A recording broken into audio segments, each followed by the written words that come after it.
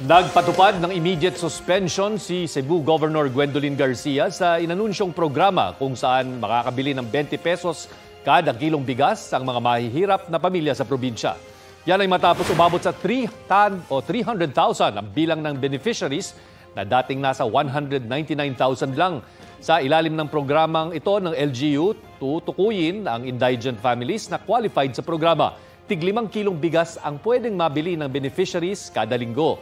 I-inspeksyonin daw muna ng provincial government ang nasabing listahan.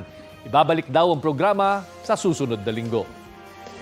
Kapuso, alamin ang maiinit na balita. Bisitahin at mag-subscribe sa GMA Integrated News sa YouTube.